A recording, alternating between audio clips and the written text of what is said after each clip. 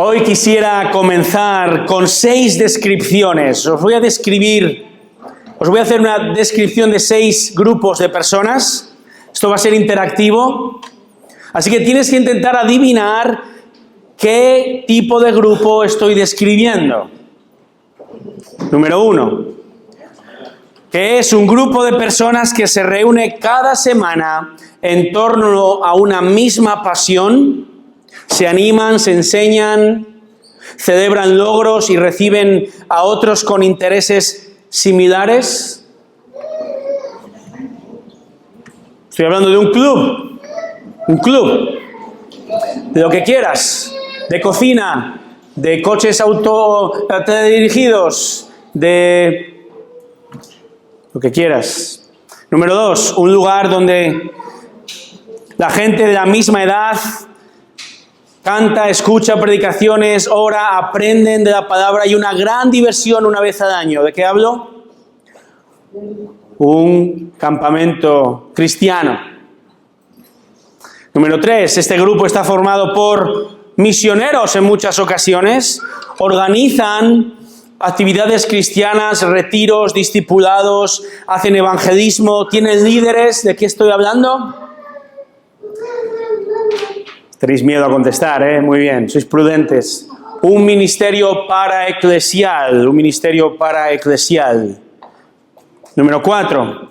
Este grupo se reúne 2 veces por semana. Leen una versión de la Biblia, aunque no adoran a Cristo como Dios, porque Jesús dijo en Juan 14:28, mi Padre es mayor que yo. ¿Sabéis de quién estoy hablando? Los testigos de Jehová. Número 5. La reunión de este grupo de personas gira en torno a un rito sagrado. Hay mucha reverencia, hay símbolos y gran tradición. Enseñan que la salvación es por gracia y por el esfuerzo humano. ¿De quién estoy hablando? La Iglesia Católica Romana. Número 6 y último. Este grupo de personas ayudan y sirven y aman al prójimo en sus necesidades primarias. Incluso pueden orar. Estoy hablando de una obra social. Puede ser una obra social cristiana. Todos estos y muchísimos más se parecen en parte al menos a una iglesia. Y algunos de estos grupos son fantásticos. ¿Está bien? Otros, en cambio, son muy peligrosos. En alguno de estos grupos colaboran personas que pertenecen a la Iglesia de Cristo. Pero ¿sabes qué? Ninguno de estos grupos, por bueno que sea, es la Iglesia de Cristo. Porque, ¿qué es la Iglesia? ¿Podrías definir la Iglesia? Bueno, hay muchas variantes y todas ortodoxas, buenas, digamos, y bíblicas. Te doy una definición. La Iglesia es el conjunto de todos los salvos por Cristo desde Pentecostés, añadidos por el Espíritu Santo a un cuerpo espiritual donde Cristo es cabeza. Salvos por Cristo desde Pentecostés en adelante, que el Espíritu Santo ha añadido a este cuerpo espiritual del cual Cristo es cabeza. Y esta iglesia se llama Iglesia Universal. No se reúne toda en un mismo sitio, ¿verdad? Sino que aquellos vivos que formamos parte de la Iglesia Universal nos reunimos por cuestiones prácticas, ¿verdad? En miles de congregaciones locales a lo largo y ancho del mundo. Pues bien, en nuestro texto de hoy encontramos a la primera iglesia de la historia. Justo después de la fiesta de Pentecostés hemos leído que vino el Espíritu Santo y ahora Pedro predica un tremendo sermón centrado en Cristo. ¿Y qué ocurre? Lo que todo predicador desea, y no predicador también, pero creyente. 3,000 personas, almas se convierten a Cristo y entran a formar parte de la iglesia. Esto, por cierto, implica que ya desde el comienzo se guardaba un registro de conversiones y bautismos, llamémosle un principio de membresía. Hay muchas cosas que distinguen a la Iglesia de Cristo de cualquier otro grupo en este mundo. No hay nada igual. Y desde este texto vamos a ver que también las prioridades de la Iglesia son únicas. Así que desde este texto esta mañana vamos a observar tres prioridades que Cristo desea que tengamos como Iglesia y le exaltan y le traen gloria. 3 prioridades que Cristo desea que tengamos como iglesia local y le exaltan. La prioridad número 1, vas a quedarte asombrado. La prioridad que hemos de tener como iglesia es esta: Cristo. Cristo ha de ser nuestra prioridad. Ahora, desde el texto podemos subdividir cómo es Cristo prioritario. Bueno, número 1, por su palabra de ser prioritaria. Versículo 42, primera parte, fíjate lo que dice. Y se dedicaban continuamente a las enseñanzas de los apóstoles. Y quisiera pedirte que desde el comienzo seas consciente de un aspecto que el autor Lucas va a resaltar en este texto. Se nota en el español, fíjate. Versículo 42, se dedicaban continuamente. Versículo 43, sobrevino temor. Versículo 44, estaban juntos y tenían todas las cosas en común. 46, continuaban unánimes. 46, partiendo el pan comían. Versículo 47, alabando, hallando favor, iban siendo salvos. Aquí observamos que la iglesia se caracteriza por esto. No es que esta iglesia tenía un retiro de fin de semana, no es que se trataba de un fin de semana o una semana evangelística, no. Estas personas, estos creyentes, han cambiado su manera de pensar, lo cual es el signo del arrepentimiento verdadero, y están comenzando a vivir día tras día para Cristo. Así que desde esta observación, desde el texto, concluimos que un cristiano lo es porque se caracteriza por vivir exaltando a Cristo. Se caracteriza así día tras día, sea que esté congregado con los hermanos como hoy, o disgregado entre semana con sus quehaceres, ¿verdad? Vivimos para exaltar a Cristo. Cuidado con, voy a decir esta palabra que me cuesta, compartimentalizar nuestra vida. ¿Sabes qué significa esto? ¿Compartimentalizar la vida? No. Gracias por la respuesta. Lo voy a explicar entonces. Cristo nos ha salvado para afectar todas las áreas de nuestra vida, no solo unas pocas. No podemos o no debemos vivir ahora de una manera o expresarnos de una manera y de una manera totalmente distinta en otro lugar. Así cuando asistes al culto, cuando escuchas la predicación, cuando cantas, ¿verdad? Un domingo, amén.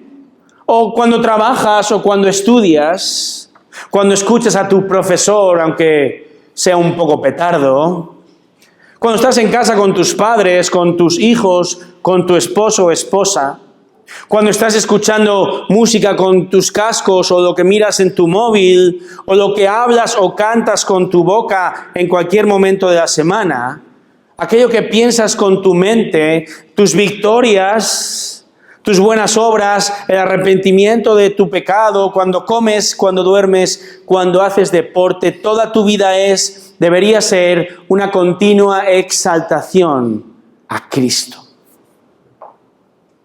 Un presente continuo de crecimiento, de ser consciente de que si dices que eres discípulo de Cristo, si formas parte de la iglesia de Cristo, nos debemos a Él porque Él es nuestro dueño y Señor.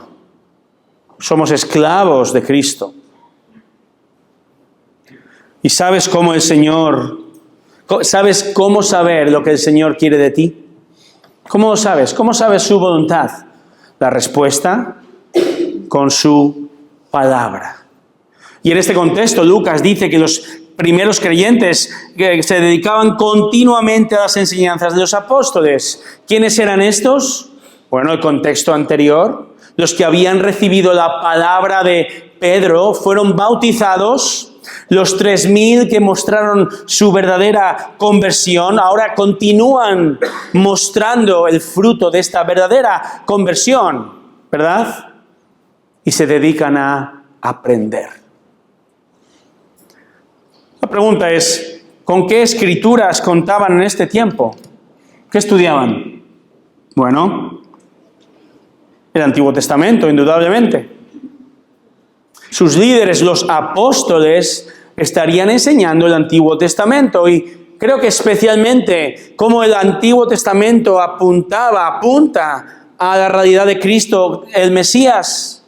Pero también ahora van a estar enseñando algo que todavía no está escrito en este momento, pero que nosotros ya tenemos, acerca de la vida de Cristo, de su crucifixión, de su muerte, de su sepultura, de su resurrección y de lo que está haciendo en este instante. Los apóstoles fueron una parte fundamental, usados por Dios para enseñar la voluntad de Dios. Los apóstoles, dice el texto, eran los que enseñaban. Los 12 apóstoles mencionados en el capítulo 1, versículo 13. Y esto es muy importante. Es muy importante. ¿Por qué es importante esto? Porque observamos que desde el primer minuto de existencia de la iglesia, Dios ha puesto a líderes sobre su iglesia. Primero puso a los apóstoles, al equipo A de hombres piadosos, escogidos específicamente por Cristo mismo, para que se encargasen, guiados por el Espíritu, de proclamar el Evangelio y, como vemos, de enseñar a los creyentes. Ahora, los apóstoles no existen hoy en día. Los profetas no existen hoy en día. ¿Por qué? Porque ya tenemos toda la información que Dios ha querido revelar en este libro. Hoy en día, según Efesios 4:11, tenemos pastores y maestros, ancianos, pastores, obispos. 3 palabras sinónimas que se refieren a la misma persona o al mismo grupo de hombres que lideran, enseñan la palabra a la iglesia.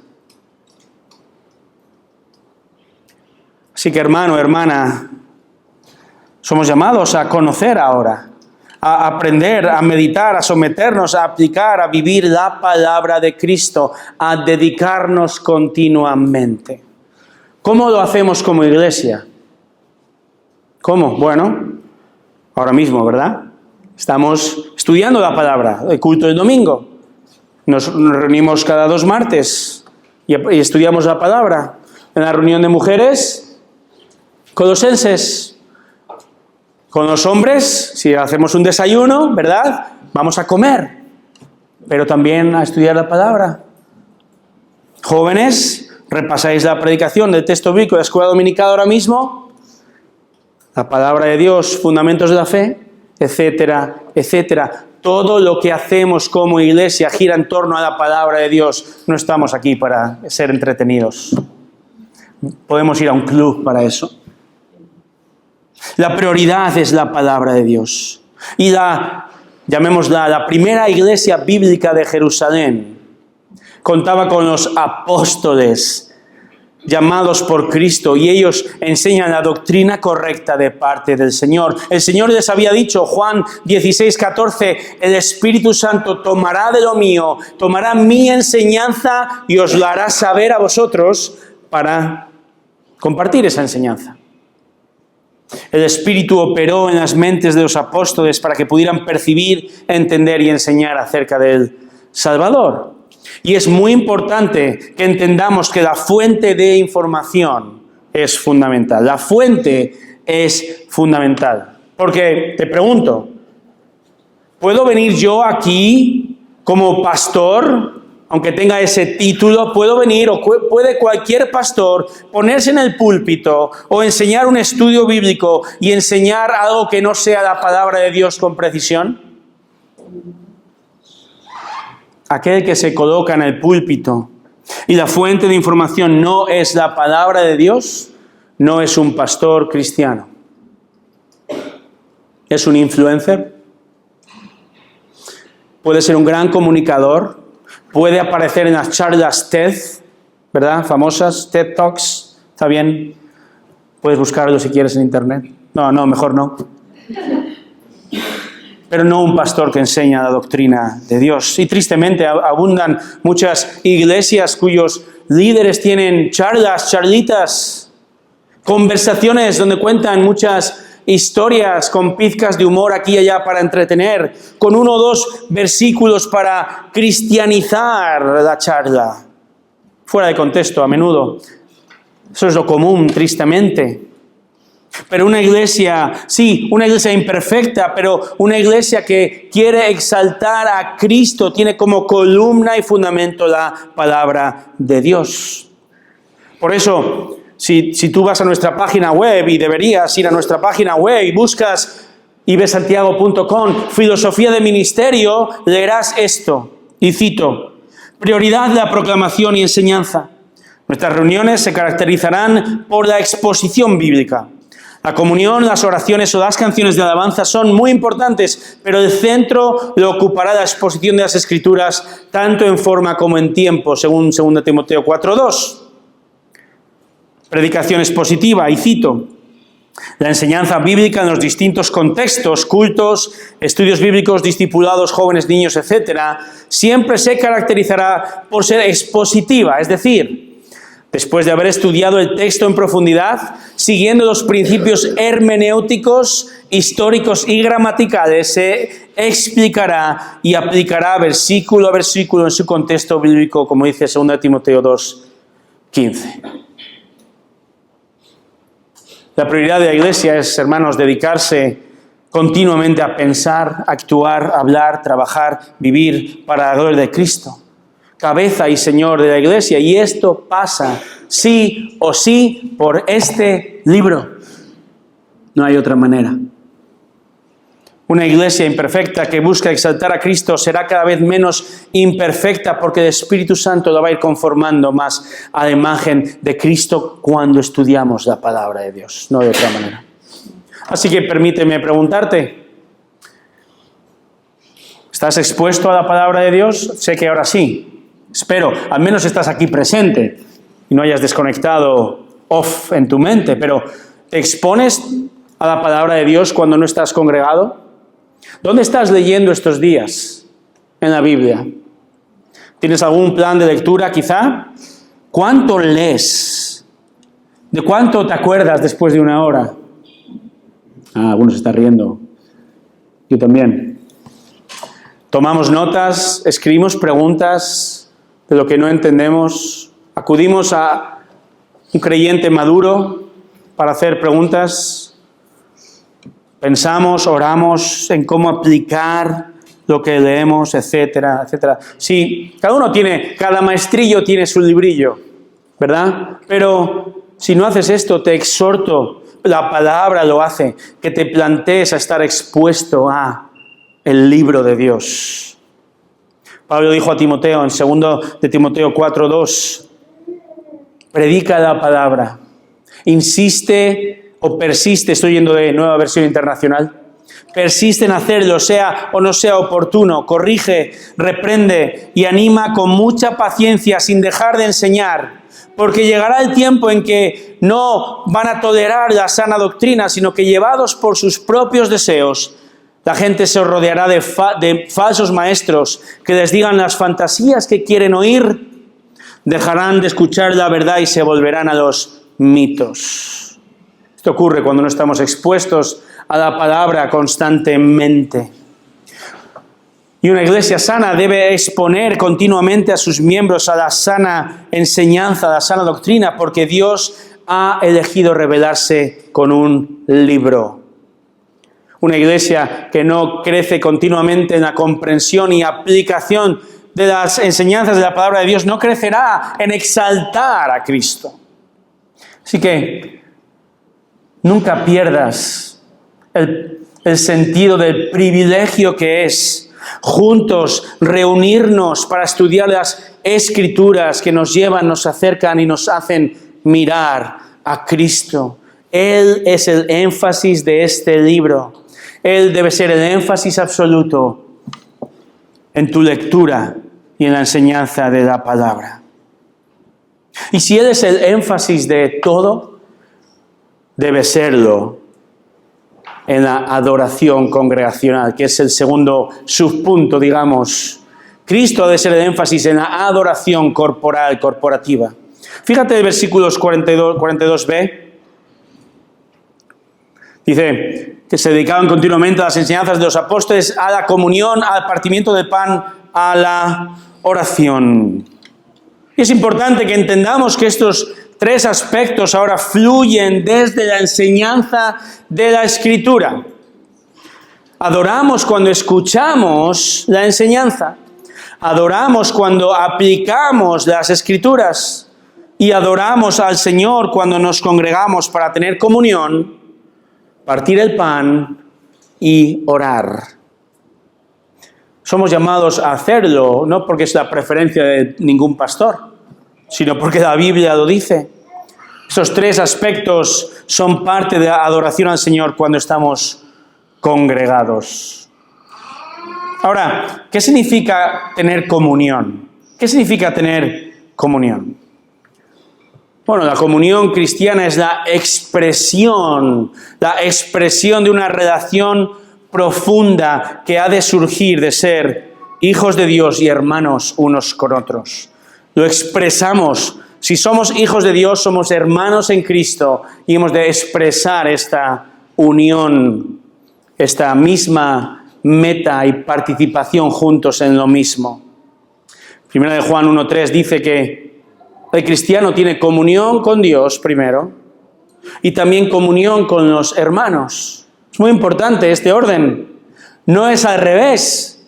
No es comunión con los hermanos y después comunión con Dios. Veremos que la comunión con los hermanos sin comunión con Dios no es comunión.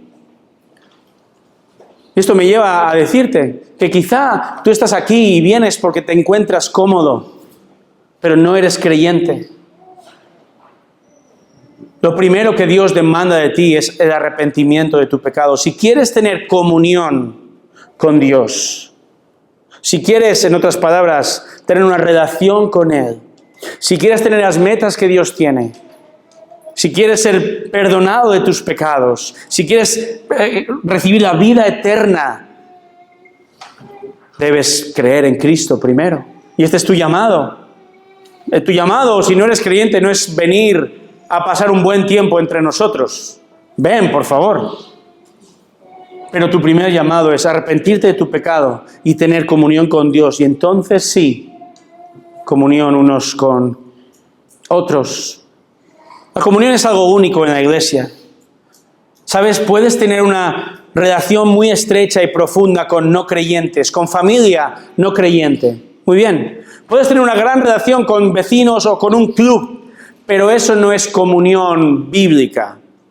Puedes compartir tiempo, puedes compartir hobbies y actividades con no creyentes, está bien, pero eso no es comunión con ellos. Es más, las personas que se reúnen junto con la iglesia hoy y no son creyentes, no, si no eres creyente, de nuevo, no tienes comunión bíblica con la iglesia.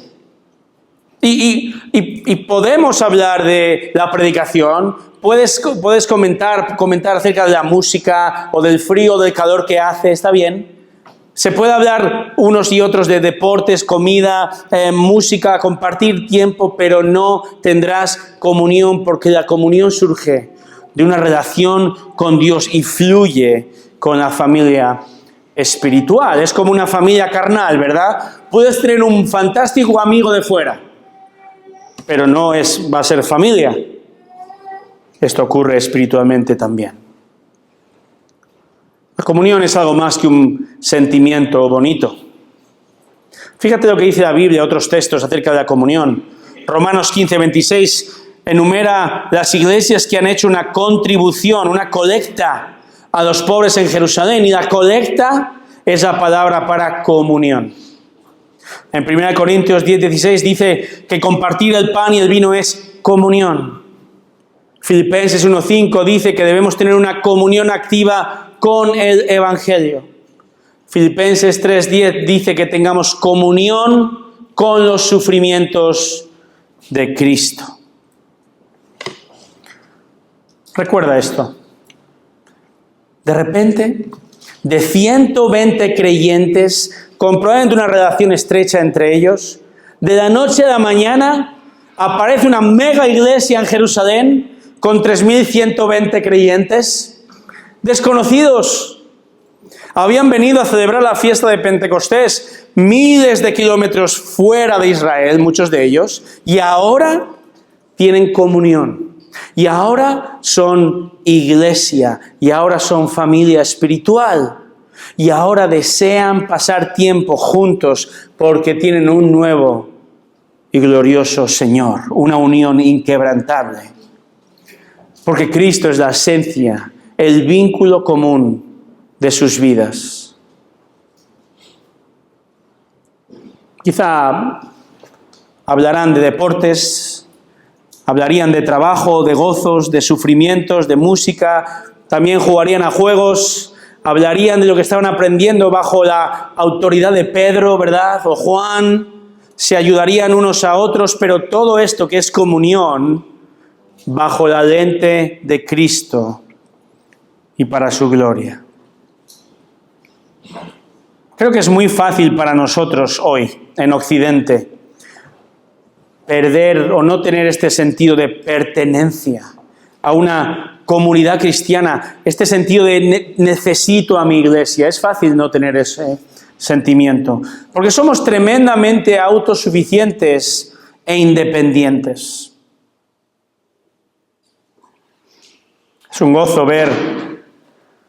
Realmente es un gozo ver el crecimiento de algunos de vosotros, hermanos, os lo digo. Es emocionante veros interactuar en comunión verdadera, centrada en Cristo. Y al mismo tiempo he de decir que algunos también me preocupáis, porque puedo observar que no hay un deseo de buscar comunión. Gente que viene, quizá disfruta de este tiempo, es amable, muy amable, ¿verdad? Pero el resto de la semana vive de manera independiente a su iglesia, quizá esperando una llamada o un mensaje de otro, ¿verdad? En lugar de tomar esa iniciativa. Y me preocupa, porque no es bíblico. Pero si Cristo es supremo en tu vida, Él debe empapar todo tu pensamiento, incluido esforzarte en compartir tiempo, en hablar, acudir a un hermano o hermana en Cristo y crecer en una relación, hablar de cualquier cosa que sea de crecimiento y ánimo, todo para exaltar al Señor. Por eso, como iglesia, sé que debemos hacer más, pero fomentamos antes de la reunión, después de la reunión, y me habéis oído hasta la saciedad, fomentar durante la semana que tengamos comunión unos con otros, hospitalidad, o tomar un café, un mensaje, una llamada, un paseo quizá con dos hermanos, entre dos hermanos o más, para fomentar y hacer crecer este vínculo que es Cristo. Ahora, la comunión se expresa de muchas maneras, como os he dicho, pero Lucas nos menciona dos específicas, dos maneras. Número 1, habla de el partimiento del pan. Una expresión un poquito ambigua. Hay quien dice que se trata de que comían juntos, otros dicen no, se trata de participar del pan y el vino de la mesa del Señor, y yo me voy por el carril del medio. Creo que como ocurre en 1 Corintios 11, desde el principio los creyentes se reunían para comer juntos. Y también bajo la autoridad de los apóstoles, también participaban en medio de esa comida, paraban y participaban del pan y el vino, esta ordenanza centrada en Cristo que recuerda su cuerpo y proclama su muerte. El texto no dice cada cuánto lo hacían, esto entra dentro de la libertad de cada congregación, Pero sí que hay que decir que este texto no es un cheque en blanco que dice que uno puede participar de la mesa del Señor en casa cuando le visitan los hermanos de la congregación. No, el texto claramente es un contexto de iglesia reunida bajo un liderazgo apostólico, con la particularidad de que un grupo tan numeroso, sí, quizá, ¿sabes? Probablemente compartían tiempo juntos los 3.000 en la explanada del templo, una explanada donde se podrían juntar hasta 200.000 personas, y allí en una esquina había 3.000 bichos raros que resulta que eran los primeros creyentes. Pero el texto nos menciona también que se reunían en las casas de los creyentes de Jerusalén. Los creyentes también dice que tenían comunión no solo partiendo el pan, sino orando. El creyente, la iglesia debe orar como Cristo oró. Cristo oró constantemente, ¿verdad? En su bautismo, al escoger a los 12, oraba a solas y acompañado. Oró antes de esa gran prueba que fue la cruz. Y esta idea continúa en la vida de la iglesia, entregados de continuo a la oración. Sí, la palabra de Dios te llama y me llama a orar de manera individual, pero también nos llama a orar como congregación. Fíjate, Colosenses 4:2, el llamado es plural. Perseverad en la oración, velando en ella con acción de gracias en el contexto de la iglesia. Romanos 12:12, que hemos de estar dedicados a la oración. Primera Tesalonicenses 5:17, orad sin cesar, entre otros. Hemos de orar en privado y hemos de orar reunidos también. Como iglesia oramos los domingos, ¿verdad? Hay diferentes oraciones públicas en nuestros cultos. Cada 2 martes quedamos para orar. Ven a orar. Ven a orar. Oramos de cuántas cosas, ¿verdad? Las necesidades de la congregación, necesidades personales. Oramos por las autoridades, oramos por los cristianos perseguidos, oramos por la extensión del evangelio, las misiones, por crecimiento en piedad, oramos por la salvación del que no le conoce, oramos por nuestros niños, por nuestros jóvenes, por nuestros mayores, oramos por enfermedad, oramos por sanación, damos gracias a Dios en oración por quién es Él, etcétera, etcétera. La iglesia de Dios debe orar disgregada y congregada también. Dice un pastor británico lo siguiente: muchas de nuestras reuniones de oración en la iglesia han disminuido en número e influencia. En última instancia, la explicación se encuentra en la guerra espiritual. Un himno dice: Satanás tiembla al ver al santo más débil de rodillas. Entonces podemos estar seguros de que él y sus secuaces se esforzarán por desacreditar el valor de la oración unida. El maligno ha logrado una gran victoria al hacer que los creyentes sinceros flaqueen en su convicción de que la oración es necesaria y poderosa. Hermanos, una iglesia que ora es una iglesia que exalta al Señor Jesucristo. Y ambos, como vemos aquí, centrados en Él, participando de la mesa, comiendo juntos, orando como congregación. Eso es adoración. No es lo único, pero es lo que el texto menciona. 2 aspectos de la adoración congregacional centrados en el Señor. Una iglesia imperfecta que busca exaltar a Cristo va a tener como prioridad a Cristo mismo. Y Él va a ser el centro de la enseñanza. Él debe ser el centro de la comunión, de la relación entre nosotros. Él va a ser el centro de las comidas que compartamos juntos. El centro, por supuesto, del pan y el vino. Apunto ahí porque lo solemos tener ahí. El centro de la ofrenda. El centro de nuestras oraciones. Una iglesia que prioriza a Cristo, exalta a Cristo, y el resto va a fluir de ahí. Como vamos a ver ahora, la segunda prioridad que Cristo quiere para su iglesia es que prioricemos la iglesia de Cristo. Prioriza la iglesia de Cristo. Versículo 43 al 47. Fíjate el versículo 43, empieza un poco misterioso. Sobrevino temor a toda persona. ¿Qué significa esto? Bueno, 3.000 nuevos creyentes, ¿verdad? Una vida revolucionada, cambiada. Esto tiene un efecto de temor o también de asombro en la ciudad. ¿No es cierto que la ignorancia crea en el no creyente un sentido de temor, de sospecha? Pasó aquí en Jerusalén y hoy en día pasa. ¿Por qué la mayoría de las personas que invitamos no viene a la reunión? Bueno, varias razones. La primera es enemistad contra Dios, ¿verdad? Pero también hay un sentido de temor. ¿Esta secta qué es?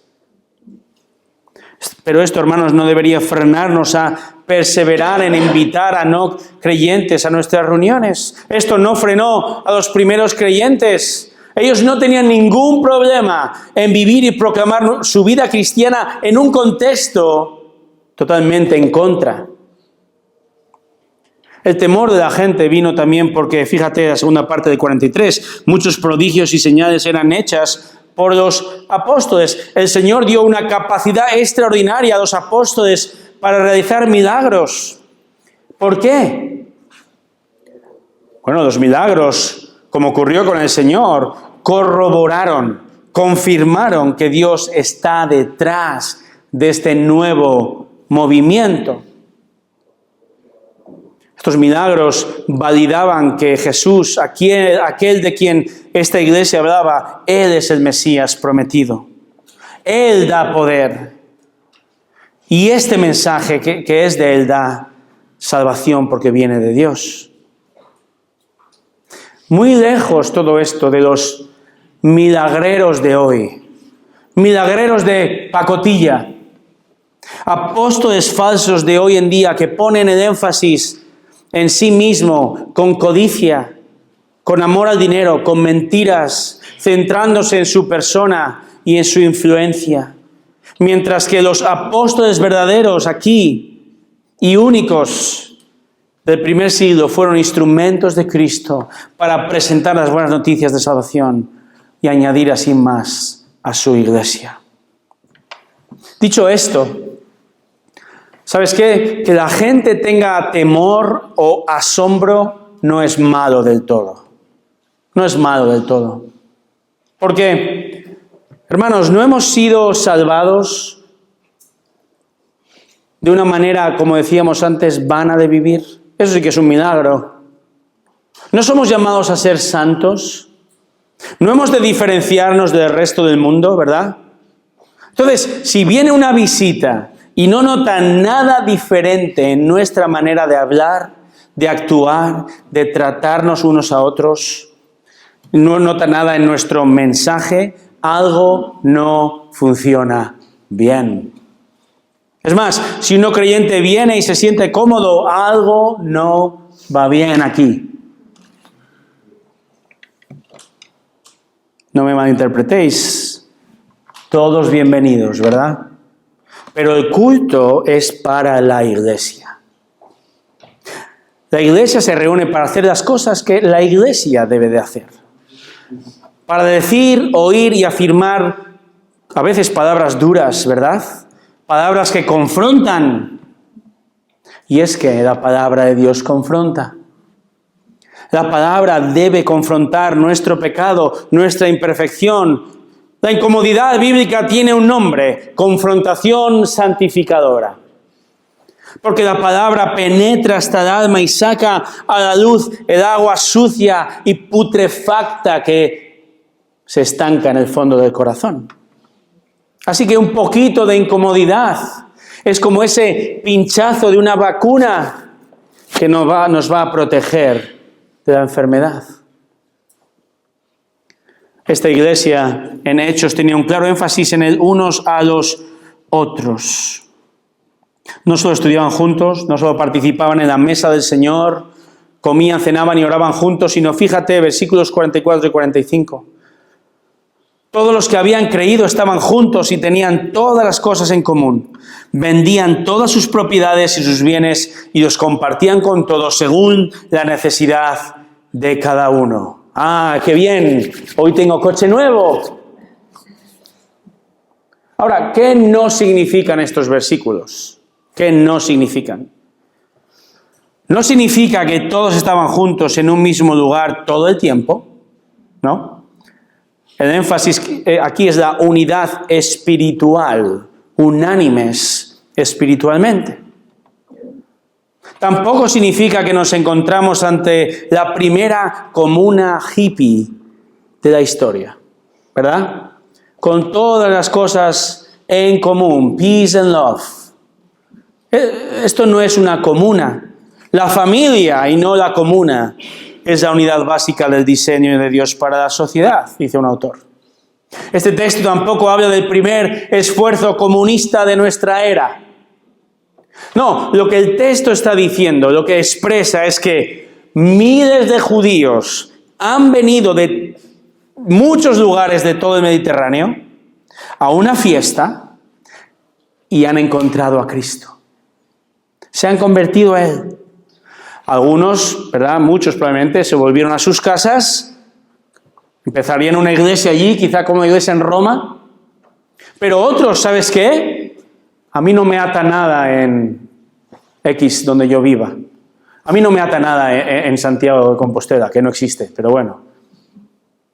A mí no me ata nada allí, me voy a quedar a vivir aquí. Quiero vivir este increíble sueño que es formar parte de la iglesia de Jesucristo. Pero el precio a pagar es alto, ¿verdad? Esta gente necesitará comer, dormir, trabajar, vivir. Pronto no van a ser bien vistos ni recibidos por la sociedad y la iglesia va a cuidar de sus miembros, lo cual va a ser un gran reto. De nuevo, de 120 a 3.000. ¿Qué ocurriría si el domingo que viene hay 500 personas aquí? La solución en este texto, los creyentes con posesiones pensaron, voy a vender algunas de ellas y proveer a mi iglesia. Había quien tenía varias casas, podrían quizá compartirla temporalmente o quizá permanentemente. Habría quien tenía un plato extra de comida, le echaba más agua a la sopa. Invitaría a los hermanos a comer. Dice versículo 45, según la necesidad de cada uno de los nuevos miembros.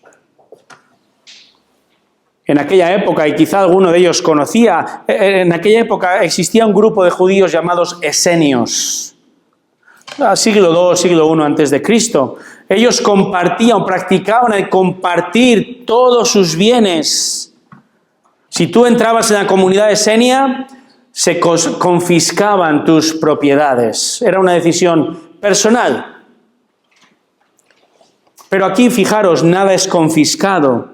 El texto no dice que era obligatorio hacer esto. Y la Biblia reconoce el derecho a la propiedad personal. Entonces, ¿qué enseña el texto? No significa que des todo lo que tienes a ese miembro que lo necesita para que luego él lo tenga que devolver porque tú lo necesitas y así andamos con un partido de tenis. No. El principio, el énfasis se encuentra en estar dispuesto a dar gozosa y sacrificadamente según las necesidades de la iglesia. Quizá puedes ejercitar más la hospitalidad. Puedes compartir tus recursos, bienes, posesiones, tu decisión personal. Ahora, ¿de qué manera nosotros como iglesia en Santiago podemos colaborar con las necesidades unos de otros? Bueno, por medio de la ofrenda, ¿verdad? La ofrenda. ¿Y sabes qué necesita tu iglesia hoy? Necesita que ofrendes para pagar el alquiler de estas salas. Que ofrendes gozosa y sacrificadamente para poder apoyar en el sostenimiento bíblico de un liderazgo. que ofrendes gozosa y sacrificadamente para poder apoyar un alquiler o una compra de un local, si Dios lo quiere. Necesita que ofrendes gozosa y sacrificadamente para apoyar la extensión del Evangelio aquí y más allá. Cada iglesia local es autónoma y los líderes son los encargados de administrar las finanzas y los bienes de la manera más sabia y piadosa posible. Entonces, ¿quieres vender una propiedad para el bien de la iglesia y exaltar a Cristo así? Amén. No te voy a decir que no lo hagas, fíjate. ¿Quieres proveer para miembros de la congregación con alguna necesidad? Por favor, hazlo. Quizá te salió a devolver la declaración de la renta y puedes aportar un porcentaje de este ingreso extra a la ofrenda. Quizá puedes aportar tu coche para transportar a quienes no pueden llegar aquí con facilidad el domingo o en algún estudio entre semana. Quizá puedes ir a visitar a los que viven lejos. Eso también es ser generoso con tu dinero y tu tiempo. Decía el pastor John Wesley: valoro todas las cosas solo por el precio que tendrán en la eternidad. Cada domingo pasamos la ofrenda y la iglesia necesita que ofrendes con agradecimiento a Cristo. Nadie va a hacerse rico aquí, pero sí que oramos para que Él provea para las necesidades de una congregación creciente.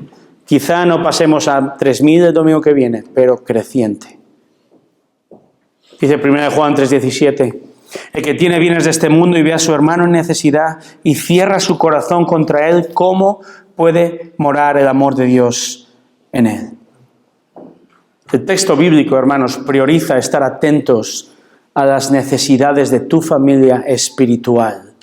Necesidades espirituales y necesidades físicas. Y esto implica que tú sepas qué necesita tu hermano y tu hermana. Y esto implica que te involucres en la vida de los miembros de la congregación.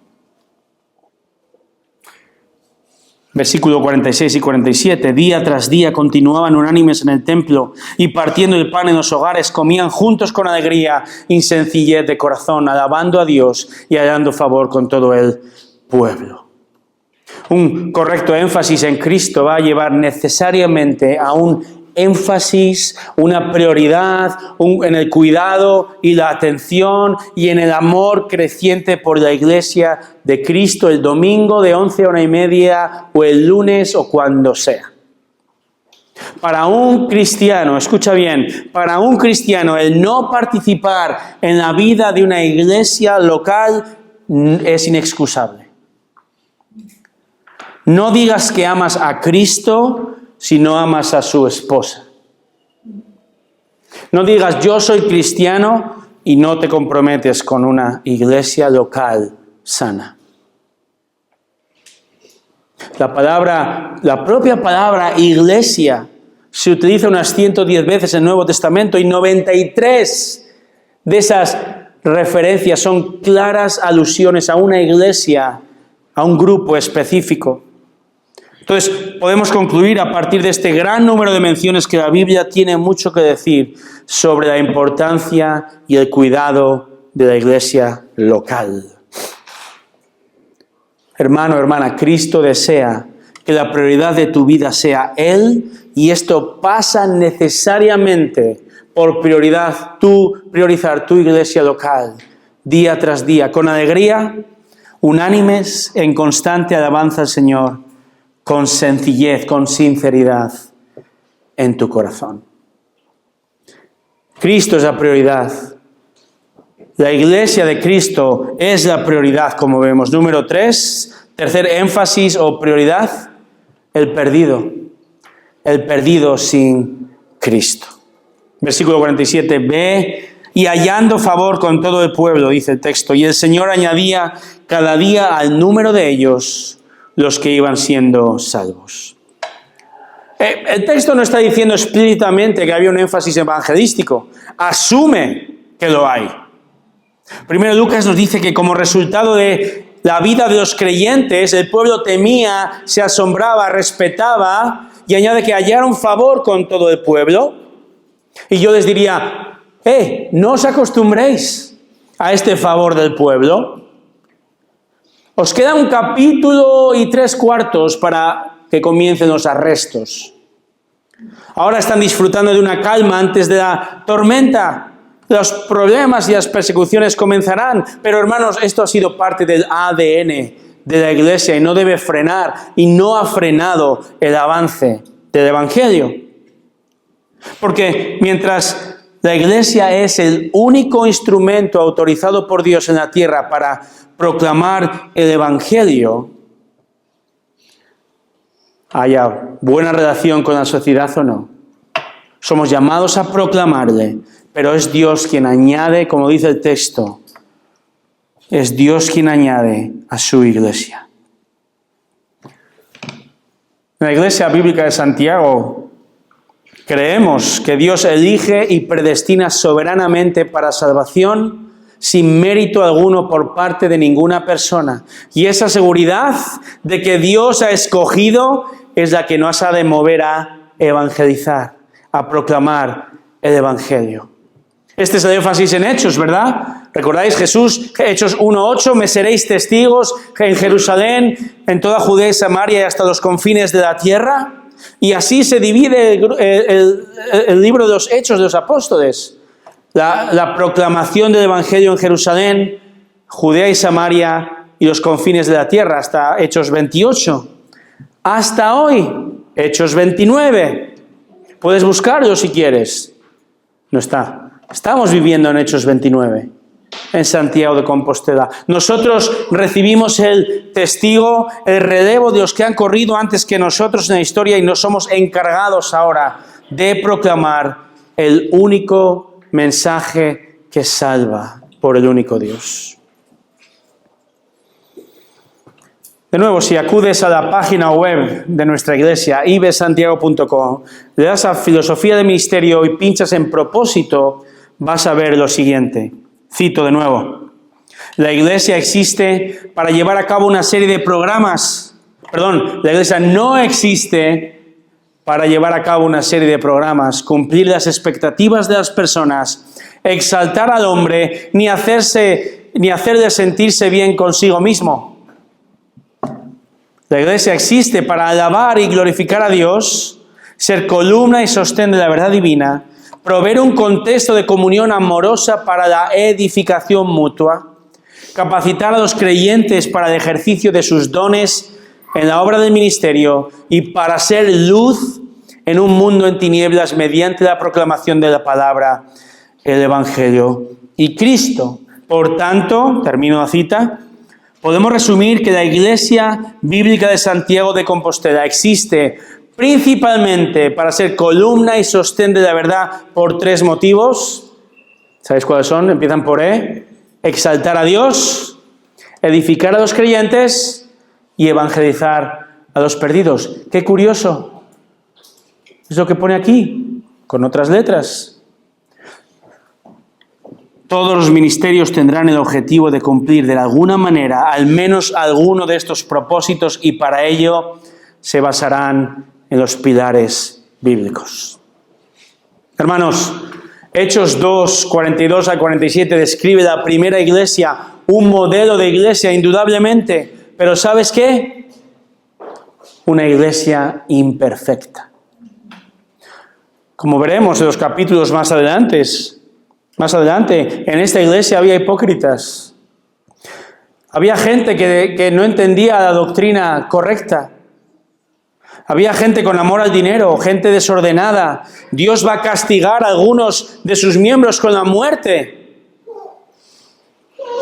Sin duda, la primera iglesia bíblica de Jerusalén estaba compuesta por personas pecadoras de todo tipo. ¿Sabes qué? Como la iglesia bíblica de Santiago. ¿Cuál ha sido tu caso? ¿Cuál es tu historia? ¿De dónde has venido anteriormente? ¿Has estado en otras iglesias?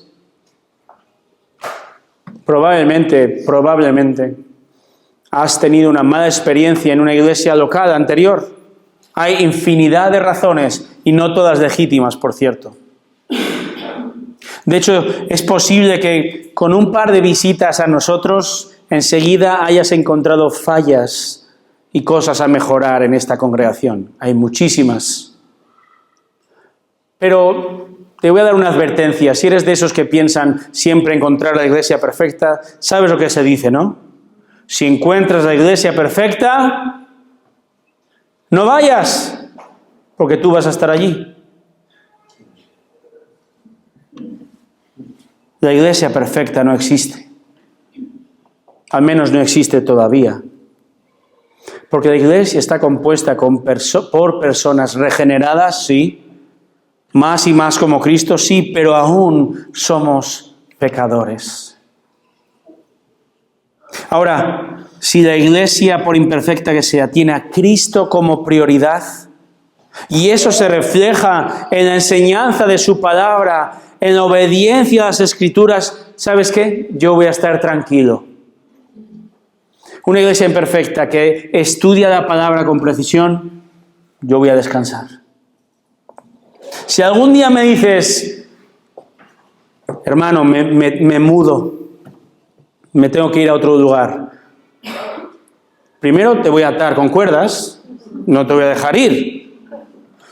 Pero si sé que vas a ir a una iglesia que tiene estas prioridades, tendrás mi bendición por un par de meses, al menos. Si una iglesia ama a Cristo y su palabra sobre todas las cosas, el resto, amar a los hermanos y proclamar al perdido, vendrá en su momento. La palabra de Dios habla de una persona que durante un tiempo fue cazadora. Pablo fue cazador, ¿lo sabías? Cazador de cristianos. Cazador de la iglesia. Y en Hechos 22:4, llegaremos allí, da su testimonio y dice, perseguí a la iglesia hasta la muerte, encadenando y echando en cárceles tanto a hombres como a mujeres.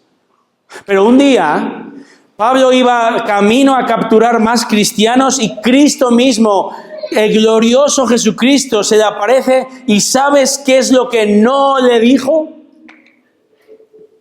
Jesús no le dijo, ¿por qué persigues a mi iglesia?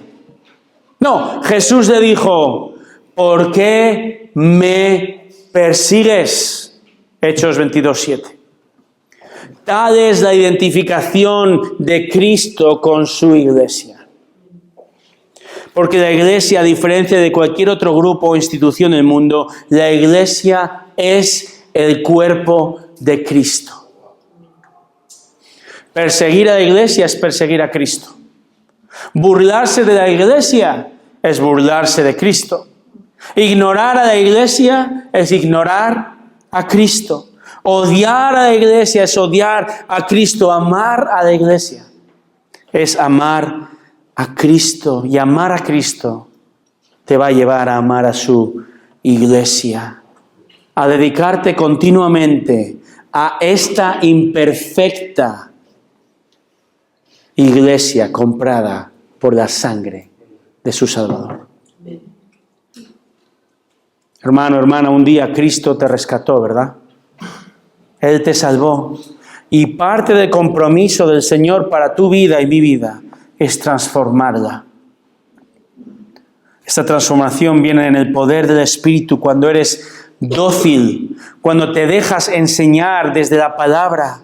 Y esto te va a mover a crecer, a querer vivir en comunidad. A abrir quizá tu hogar más que antes, a servir, a dar con generosidad, a aliviar las cargas unos de otros. Ninguna iglesia es perfecta. Ninguna se va a acercar a la perfección a este lado del cielo, podemos decir.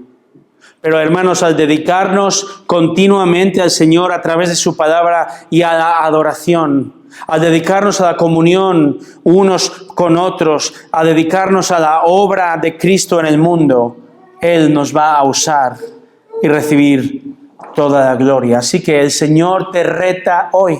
Este es el reto del Señor. Que la devoción ferviente de estos primeros creyentes sea la tuya también para con su esposa la iglesia. Y que Él entonces te use para traer fruto entre tus hermanos, para florecer en tu congregación y también para alcanzar a muchos en esta ciudad para su gloria. Oremos. Oremos.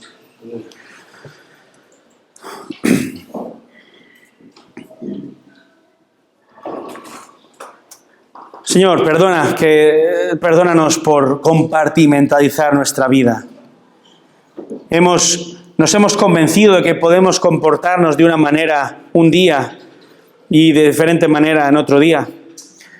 Nos ponemos máscaras continuamente y esto lo hacemos también con nuestra iglesia.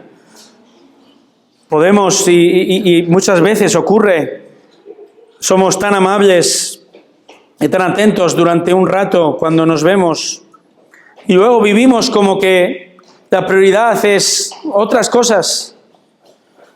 Señor, cuando tú nos llamas a que la prioridad de nuestra vida seas tú y por lo tanto que prioricemos lo que tú priorizas. Y como hemos visto, tú priorizas la familia espiritual. Tú priorizas, Señor, el proclamar el Evangelio al mundo. Esta es la razón por la cual existimos como iglesia. Vivir para tu gloria, adorarte en todo lo que hacemos. ¡Qué gran reto! Oh Señor, te pedimos ayuda. Nada podemos hacer sin tu ayuda. Ayúdanos a conocerte, a desear agradarte más y más. Te lo pedimos, Señor. Ayúdanos en nombre de Jesús. Amén.